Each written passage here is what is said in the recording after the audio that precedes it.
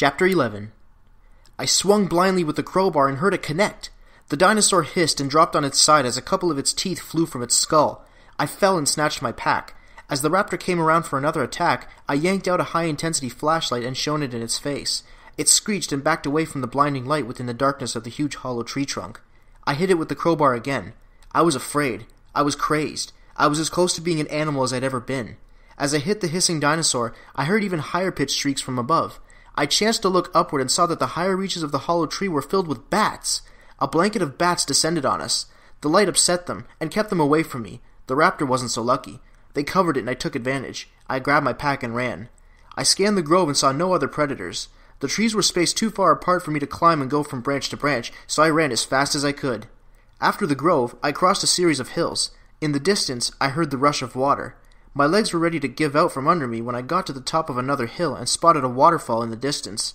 I looked back and didn't see anything following me, so I took out my maps and checked them. My fingers trembled with excitement as I traced the lines on the map and found the waterfall. I was only 3 miles from the safe house. In as little as an hour, I would be radioing for help. By tonight, I would be going home. It took 20 minutes to reach the waterfall. A couple of spiked-back stegosaurus were keeping themselves cool in the shade of the falls. I didn't go anywhere near them. I didn't even make eye contact. They ignored me, too. The land was getting lush again, and I had found prey. What predators would consider prey, I mean. The ground to the west was mottled. Patches of green and brown were everywhere I looked. It must have been a feeding ground for plant-eaters. I dunked my head beneath the waterfall and closed my eyes, but only for a second. Then I headed out for the last leg of my journey. I went through a deep forest. The map showed a shorter route, but this way felt safer. Pretty soon there were fewer trees, and the leaves above were thinning out. According to the map, the forest ended near the edge of the valley where the safe house had been built. I heard sounds, scratching, snorting, a few growls. As quietly as I could, I climbed the nearest tree and scaled along its sturdiest branch.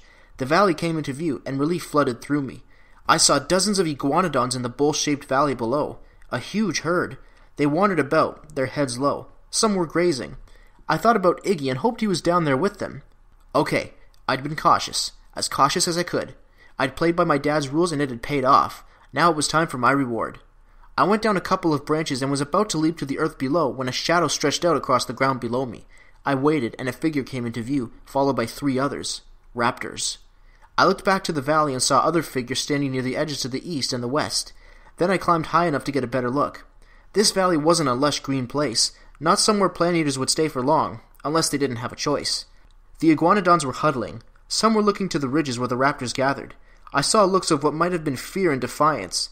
The full-grown iguanodons were the size of rexes. They all had lots of meat on their bones. They also had huge spikes on their hands. Paintings of iguanodons and super predators wrestling and fighting to the death came to my mind. I had read about predators swarming herds. I knew what was coming. A war was about to be fought. My best chance of getting off the island lay right in the middle of what was about to be a battlefield.